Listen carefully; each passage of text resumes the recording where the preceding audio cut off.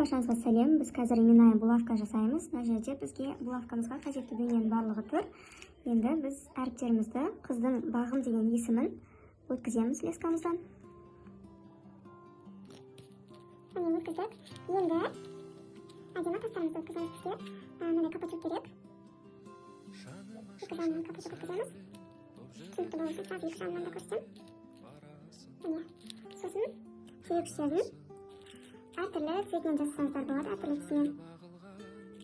Тағы да бір капачок кигіземіз. Қандай тас кигізесіздер, қандай капачок кигізесіздер, барлығы өздеріңіздің фантазияларыңызға қарай.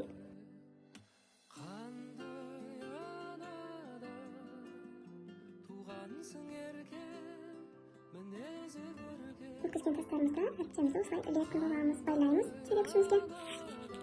Бірінші ілетін байлаймын.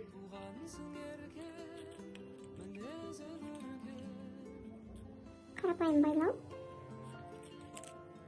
Бастысы қатты байласаңыздар болды.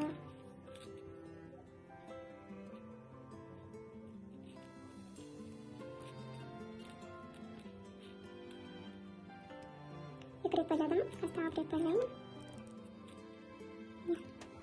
Енді екінші бетін байлаймын. Екінші бетін сүйекшіміздің астыңғы жағына байлаймыз, мына жағына.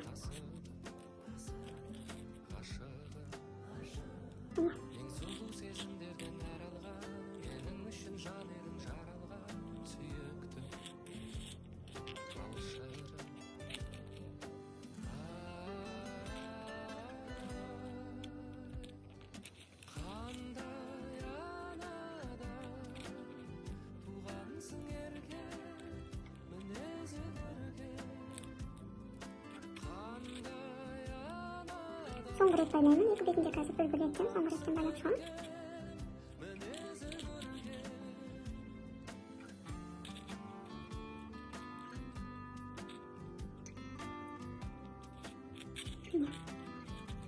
Байладым, енді байланған жеріміздегі лесканы қырғамыз. Аккуратно қырғамыз. Негізі бір тексеріп қатты былай қысып қойсаңыздар болады.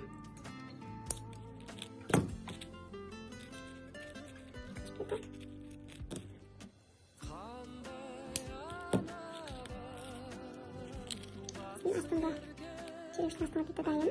Енді шарниктерімізді илеміз. Шарникті илеу үшін бізге мынандай кольцолар, колечкалар керек. Және де черешня астындағы 5 кольцоға 5 шарник керек. Және кольцомызды мынандай зажиммен ашамыз. Шарникті илеп булавкамызға илейміз.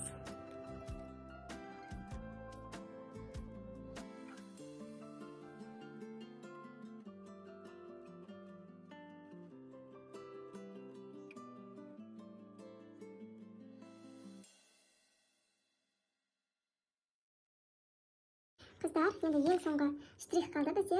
Алдын ала осындай ленточкадан бантик жасап аламыз. Сосын ыстық клеймен бантикларды кішкене бір капля тамызып, мына черепшіміздің бетіне жабыстырамыз. Жабысты. Енді жончикпен үшін түрде болып жатқан шығарсыздар. Бұны біз для украшения алдық. Тағы да кішкене ыстық клей тамыздым. Осылай бантигіміздің бетіне жабыстырамыз. Осымен біздің именная булавкамыз бітті. Қараңыздар, қандай әдемі шықты. Міне.